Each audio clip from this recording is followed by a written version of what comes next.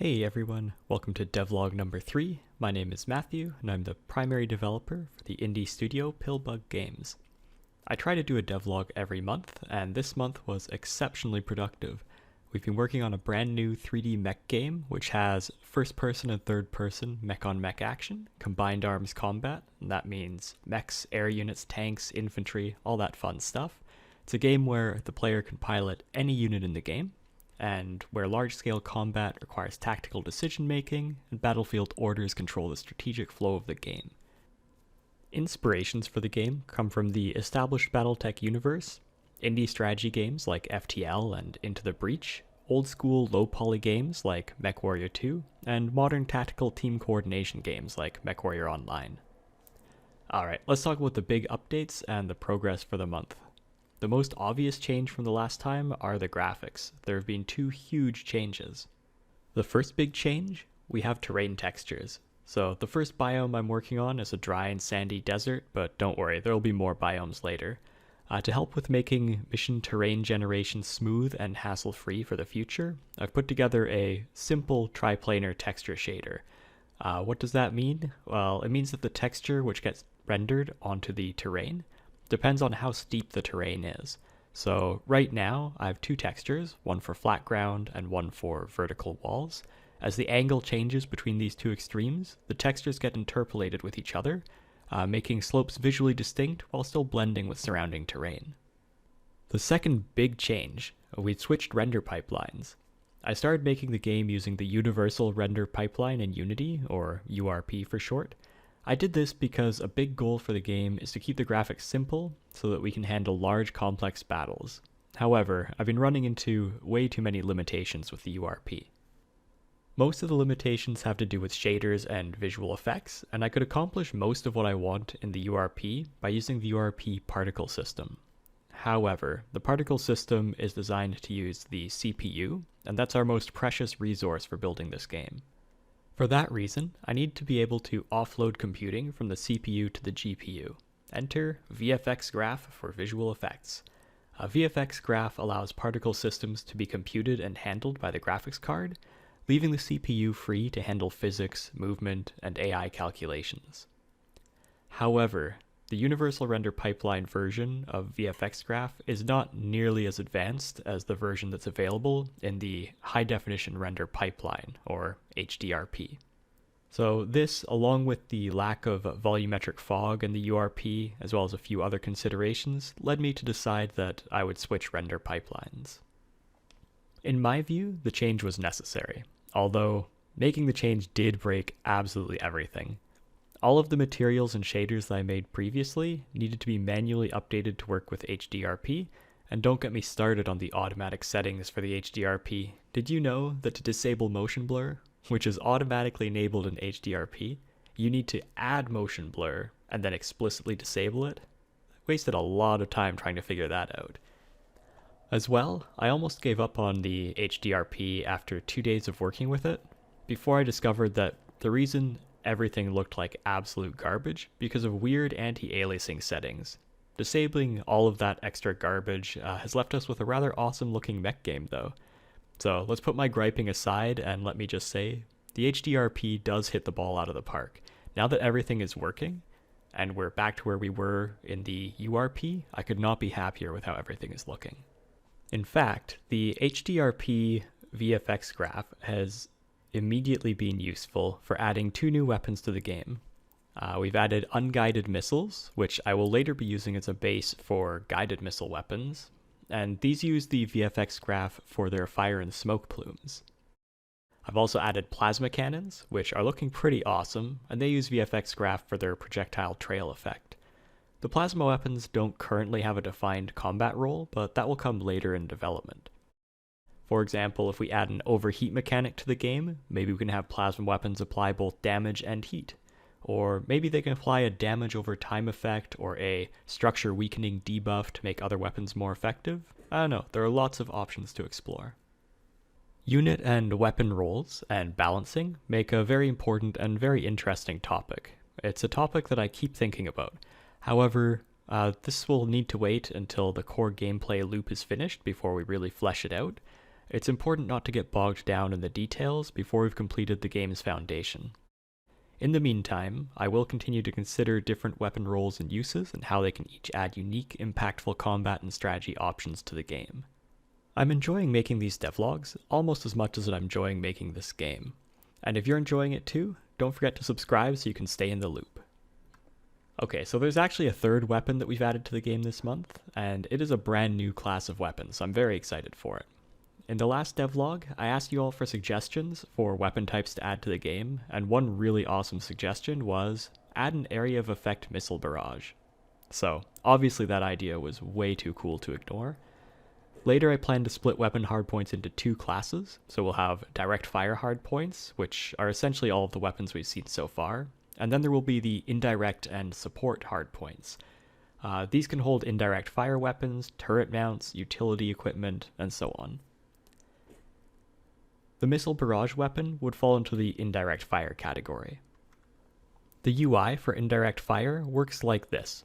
A blue circle indicates where you're aiming your missile barrage, and a red circle shows an imminent incoming barrage, something you might want to avoid standing in.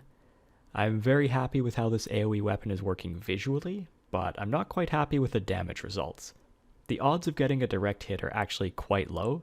In order for this weapon to feel appropriately powerful, we need to increase the probability of damage being dealt to a unit in the area of effect. We need to either fire a tremendous number of missiles, or decrease the area of effect. That'll increase the probability of missiles hitting, or we add missile splash damage.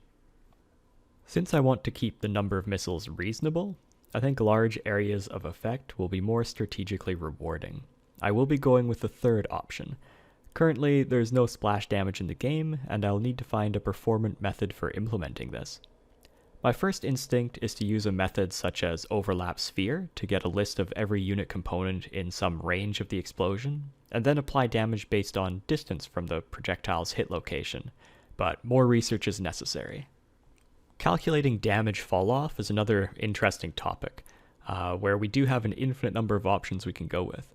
We could disable falloff entirely, so everything in range of an explosion takes the same amount of damage. But we could also have linear falloff. We can go the route of Newtonian gravity and use inverse r² falloff. Exponential decay could work. Maybe a cosine drop would be fun. Anyways, I've gone on a bit of a tangent here, so let's focus back on the game at hand. Keep the awesome ideas coming. I'm very excited to hear what you have to say. I think that collaboratively we can make this game a lot better. So let me know if you have any more fun weapon ideas to throw my way. Okay, let's talk about the Unity character controller. Contrary to what I said in devlog number 2, I'm going to keep using the built-in character controller for now. The main issue I was having with VTOL units ended up being due to a rather embarrassing divide by 0 error in my code.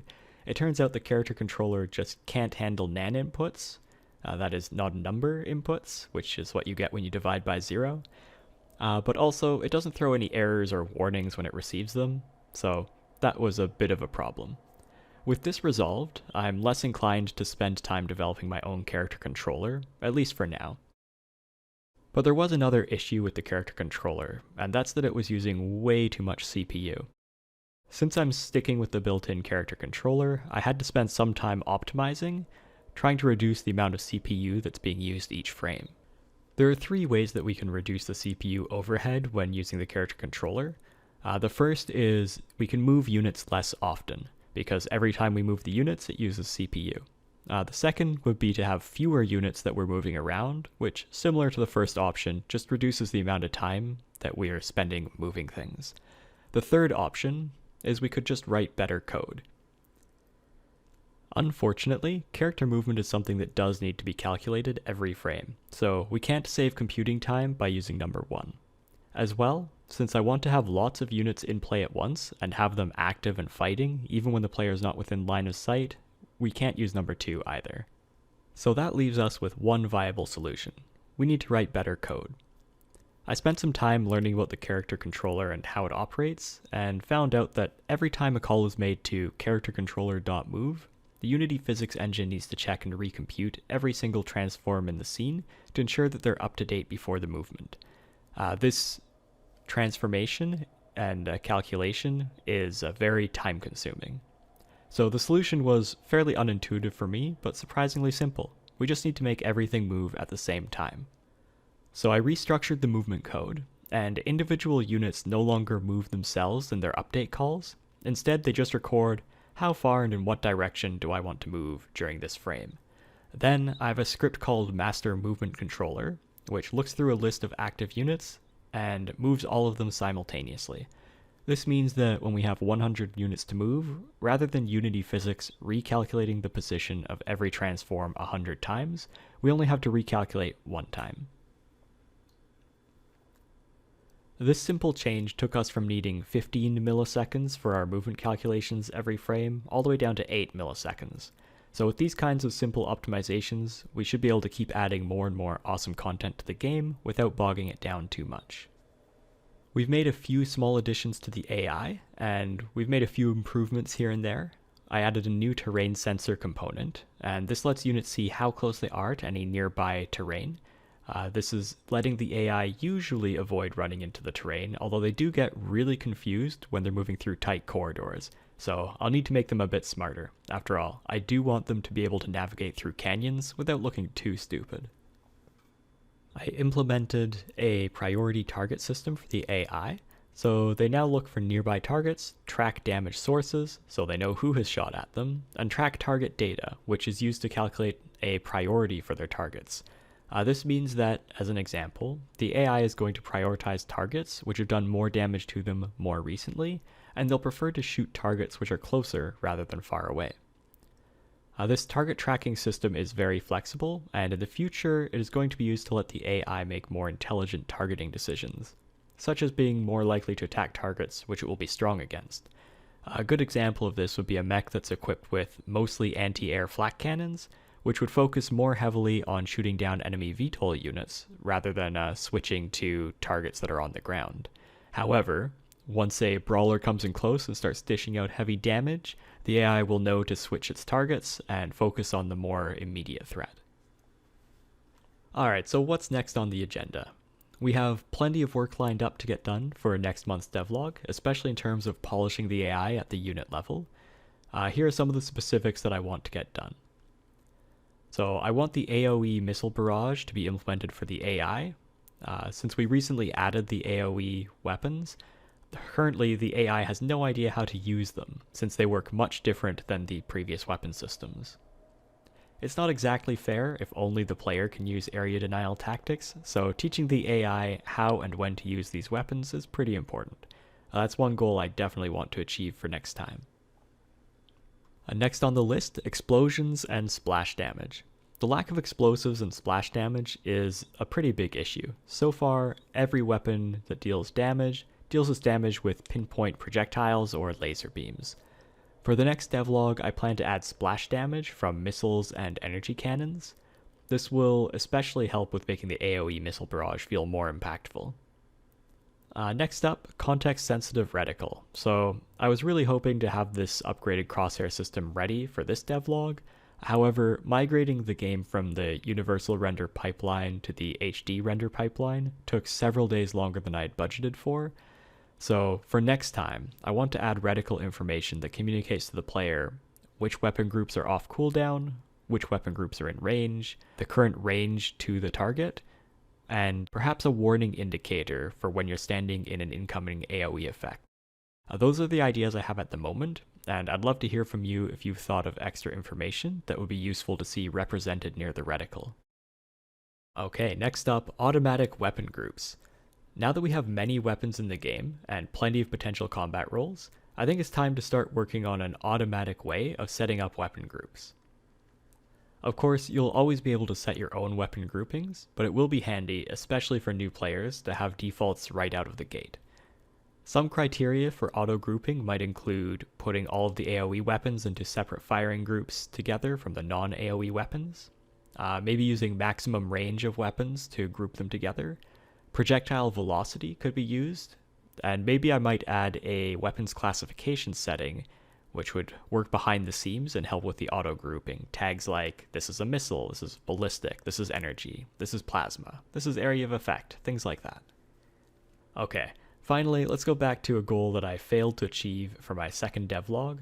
I want to add battle armor to the game. I want to add both playable and AI-controlled battle armor, which will be fighting amongst the legs of the mechs. I had a lot of other systems that took precedence over adding this, but I am really excited to see how it feels being surrounded by giant war machines stomping around while wearing nothing but battle armor. It'll probably be quite harrowing. In any case, if you're enjoying these devlogs, remember to subscribe for more content like this. It helps to keep me motivated, and it lets me know that someone out there is interested in what I'm doing. I'll have a new devlog ready for you next month when I have exciting progress to share. Let's see if I can get everything done this time around. Until then, thanks for watching. Take care.